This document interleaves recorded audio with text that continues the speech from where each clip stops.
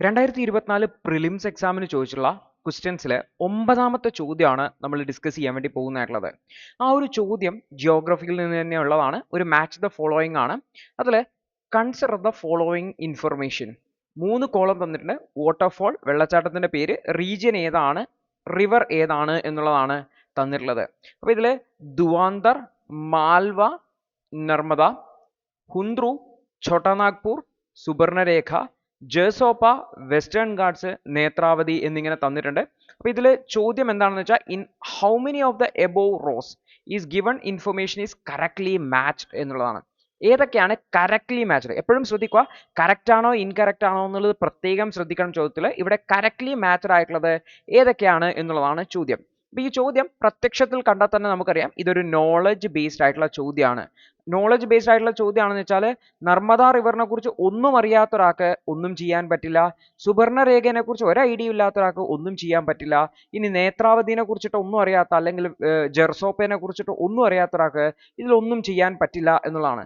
നിങ്ങൾക്ക് ആകെ ട്രൈ ചെയ്യാൻ പറ്റുന്നത് ഈ ഒരു ജിയോഗ്രഫിക്കൽ ലൊക്കേഷൻ തമ്മിൽ മിസ്മാച്ച് ഉണ്ടോ എന്നുള്ളതാണ്. ഉദാഹരണത്തിന് നിങ്ങൾക്ക് നേത്രാവതി എന്ന് പറഞ്ഞു കഴിഞ്ഞാൽ നിങ്ങൾക്ക് കർണാടകത്തിലാണെന്നറിയാം. പക്ഷേ ഇവിടെ റീജിയന്റെ പേര് തന്നിട്ടുള്ളത് വല്ല ഈ ഒരു മാൽവാന്നോ ഛോട്ടാനാഗ്പൂർ പ്ലാറ്റിയോ പോലുള്ള പ്രദേശങ്ങളാണ് തന്നതെങ്കിൽ നിങ്ങൾക്ക് ആ ഒരു റീജിയണൽ ഡിഫറൻസ് ഐഡന്റിഫൈ ചെയ്യാൻ വേണ്ടി പറ്റുന്നതാണ്. പക്ഷെ ഇവിടെ നോക്കിക്കഴിഞ്ഞാൽ മാൽവ, നർമ്മദ, ഛോട്ടാനാഗ്പൂർ, സുബർണരേഖ, ഏകദേശം വെസ്റ്റേൺ ഘാട്ട്, നേത്രാവതി ഏകദേശം മാച്ചിങ് ആണ്. പിന്നെ വെള്ളച്ചാട്ടത്തിന്റെ പേര് നിങ്ങൾ അറിയേണ്ടതായിട്ടുണ്ട് എന്നുള്ളതാണ്. ഈ ഒരു ചോദ്യം കാണുമ്പോൾ ഇത് ഭയങ്കര ഫാക്ച്വൽ ആയിട്ടുള്ള ഒരു ചോദ്യമാണ്. അപ്പോൾ എൻ്റെ സജഷൻ എന്താണെന്ന് വെച്ച് കഴിഞ്ഞാൽ, ഇൻ കേസ് നിങ്ങൾക്ക് ഇത്തരം ചോദ്യങ്ങളിൽ കാര്യമായിട്ടുള്ള നോളജ് ഇല്ല എന്നുണ്ടെങ്കിൽ ഇത് ട്രൈ ചെയ്ത് നോക്കാം എന്നുള്ള രീതിയിൽ അപ്രോച്ച് ചെയ്യാതിരിക്കാൻ വേണ്ടി ശ്രമിക്കുക. ഞാൻ പറഞ്ഞതുപോലെ UPSCയുടെ സിവിൽ സർവീസ് എക്സാമിന്റെ പ്രിലിംസിൽ 25 to 30 ക്വസ്റ്റ്യൻസ് വളരെ ടഫ് ആയിട്ടുള്ള ക്വസ്റ്റ്യൻസ് ഉണ്ടാവാം. വളരെ അപൂർവം ആൾക്കാർക്ക് മാത്രം അറ്റൻഡ് ചെയ്യാൻ വേണ്ടി പറ്റുന്നത്. നിങ്ങൾക്ക് നോളജ് ഉണ്ടെങ്കിൽ, നിങ്ങൾ പഠിച്ചിട്ടുണ്ടെങ്കിൽ നിങ്ങൾക്ക് അറ്റൻഡ് ചെയ്യാം. ഇതൊന്നും ഭയങ്കര സുപ്രീം നോളജ് ഒന്നും അല്ല എന്ന് ഓർത്ത് നോക്കുക. ഇതൊക്കെ ബേസിക് NCERT എന്നൊക്കെ ചോദ്യങ്ങൾ വന്നതാണ്. അത് എവിടെ നിന്നാണ് ചോദ്യം വന്നതെന്ന് നമ്മൾ നോക്കുമ്പോൾ കുറെ കൂടി വ്യക്തമായിട്ട് മനസ്സിലാക്കും. പക്ഷെ നമ്മുടെ അപ്രോച്ച് എന്തായിരിക്കണം എന്ന് പറഞ്ഞു കഴിഞ്ഞാൽ, നോളജ് വെച്ചിട്ട് അറ്റൻഡ് ചെയ്യാൻ പറ്റുന്നുണ്ടോ നോക്കാം, ലോജിക് എന്തെങ്കിലും ട്രൈ ചെയ്യാൻ പറ്റുന്നുണ്ടോ നോക്കാം. രണ്ടും നടക്കുന്നില്ലെങ്കിൽ ജസ്റ്റ് ലീവ് ഇറ്റ്. അല്ലാതെ നമ്മുടെ ഭാഗ്യം പരീക്ഷിക്കാൻ വേണ്ടിയിട്ട് പോവരുത്. അപ്പൊ നമ്മൾ ഇവിടെ നോക്കിക്കഴിഞ്ഞാൽ, ഇവിടെ ആദ്യത്തെ പേര് തന്നെ നമ്മൾ നോക്കിക്കഴിഞ്ഞാൽ നർമ്മദ റിവർ ഒറിജിനേറ്റ് ചെയ്യുന്നത് മാൽവ പ്ലാറ്റ്യൂ എന്നല്ല. Okay, Narmada river Malwa plateau എന്നല്ല ഒറിജിനേറ്റ് ചെയ്യുന്നത്. ഇത് എവിടെന്നാ? ഇത് നമ്മുടെ ബേസിക് NCERTയിൽ നിന്ന് തന്നെ കാണുന്നുണ്ട്. നർമ്മദ റിവറിന്റെ ഒറിജിനേഷൻ അമർകണ്ടക് പ്ലാറ്റ്യൂവിൽ നിന്നാണ് എന്നുള്ളത്. അപ്പോൾ മാൽവ പ്ലാറ്റ്യൂ എന്നല്ല, അമർകണ്ടക് പ്ലാറ്റ്യൂവിൽ നിന്നാണ്. അപ്പോൾ നിങ്ങൾ ഓർത്ത് വെക്കേണ്ട കാര്യം, ഈ ഒരു റിവർ അതിന്റെ ഒറിജിനുമായി ബന്ധപ്പെട്ട, അതിന്റെ ട്രൈബ്യൂട്ടറീസുമായി ബന്ധപ്പെട്ട കാര്യങ്ങൾ ഇമ്പോർട്ടൻ്റ് ആണ് എന്നുള്ളത് നമ്മൾ 2 ക്വസ്റ്റ്യൻ, കാരണം റിവർ ബേസ് ചെയ്തിട്ടുള്ള 2 ക്വസ്റ്റ്യൻസ് നമ്മളിപ്പോൾ കണ്ടു. ഓക്കെ, അപ്പോൾ ഗംഗയുടെ റിവർ സിസ്റ്റവുമായി ബന്ധപ്പെട്ട് കണ്ടു. അതുപോലെ തന്നെ ഇപ്പോൾ റിവറുമായി ബന്ധപ്പെട്ട മറ്റൊരു ചോദ്യം കണ്ടു.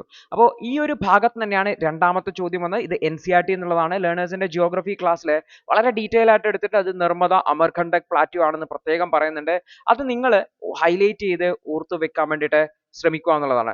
സർദാർ സരോവർ പ്രൊജക്ട് ഈ ഒരു നദിയിലാണ് കൺസ്ട്രക്ട് ചെയ്തിട്ടുണ്ടെന്ന് പറഞ്ഞിട്ടുണ്ട്. അപ്പൊ ഈ ഒരു നർമ്മദ റിവറിനെ നമ്മൾ എല്ലാ റിവറിനെയും പഠിക്കുമ്പോൾ നർമ്മദ റിവറിനെ കുറിച്ചും ഓരോ നദിയും അതിന്റെ ഒറിജിനും കുറിച്ച് പഠിക്കണമെന്ന് വെച്ചാൽ NCERTയിൽ കുറച്ച് നദികളുടെ പേര് നൽകിയിട്ടുണ്ട്. ആ നദികളെ കുറിച്ച് പഠിക്കാൻ വേണ്ടി ശ്രമിക്കാം. നിങ്ങൾ പുറത്തുനിന്നുള്ള നദികളെ കുറിച്ച് ഡീറ്റെയിൽ ആയിട്ട് പഠിക്കണമെന്നില്ല. ഈവൻ ഈ നർമ്മദ റിവർ ഇടയ്ക്കിടയ്ക്ക് വാർത്തകളിൽ നിറയുന്നതാണ്.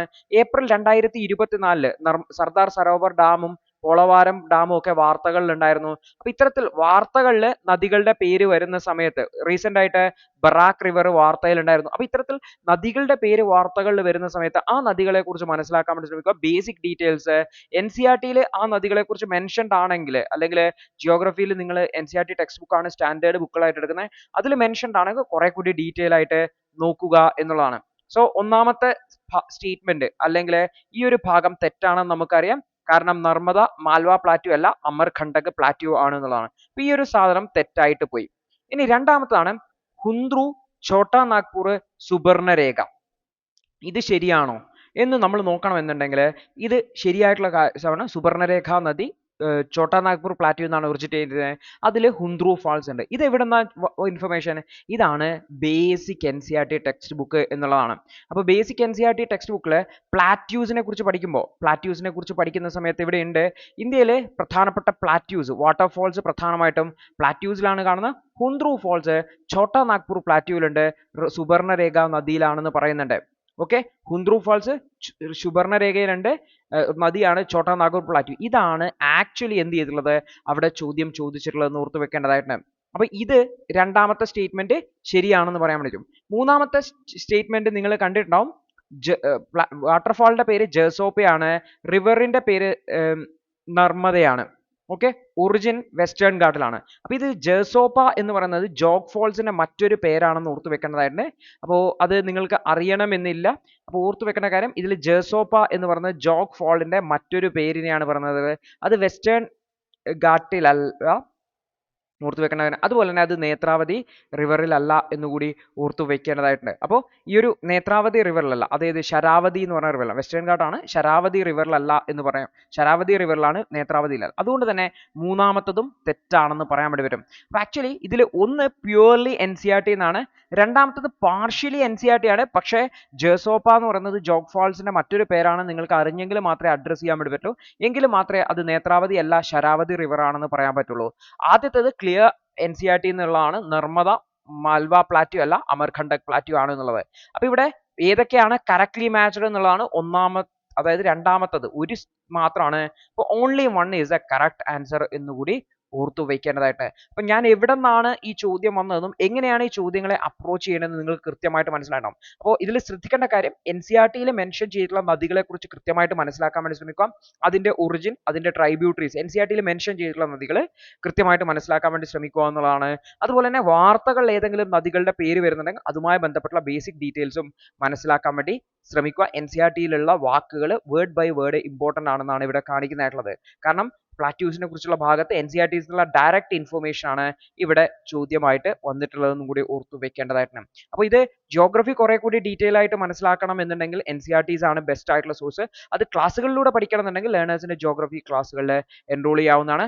അതുപോലെ തന്നെ കറണ്ട് അഫയേഴ്സിന്റെ ഇമ്പോർട്ടൻസിനെ കുറിച്ച് ഞാൻ പറഞ്ഞു. ഡെയിലി ഹിന്ദു ന്യൂസ് പേപ്പർ വായിക്കണം, അതിനുള്ള പ്രധാനപ്പെട്ട ടോപ്പിക്കുകൾ മനസ്സിലാക്കാൻ വേണ്ടി ശ്രമിക്കണം, അതിനെ സ്റ്റാറ്റിക്കുമായിട്ട് ലിങ്ക് ചെയ്യണം. ഇതേപോലെ നദികളുടെ പേര്, സ്ഥലങ്ങളുടെ പേരൊക്കെ വരുമ്പോൾ, ഡാമുകളുടെ പേരൊക്കെ വരുമ്പോൾ ലിങ്ക് ചെയ്യണം. അതിന് കറണ്ട് അഫയേഴ്സ് അനാലിസിസ് വളരെ യൂസ്ഫുൾ ആയിരിക്കും. അപ്പോൾ കറണ്ട് അഫയേഴ്സ് അനാലിസിസിൽ ജോയിൻ ചെയ്യാൻ വേണ്ടിയിട്ട് ലേണേഴ്സിന്റെ കമ്മ്യൂണിറ്റിയിൽ ജോയിൻ ചെയ്താൽ മതി. മാസം 159 രൂപയ്ക്ക് മെമ്പർ ആകാം. മെമ്പർ ആയി കഴിഞ്ഞാൽ നിങ്ങൾക്ക് ഡെയിലി അരമണിക്കൂർ മുതൽ 45 മിനിറ്റ് വരെയുള്ള കറണ്ട് അഫയേഴ്സ് നിങ്ങൾക്ക് കാണാൻ വേണ്ടി വരും. അനാലിസിസ് കാണാൻ വേണ്ടി കൃത്യമായിട്ട് മനസ്സിലാക്കി റിവിഷൻ ചെയ്ത് മുന്നോട്ട് പോകാൻ വേണ്ടി ശ്രമിക്കുക എന്നുള്ളതാണ്.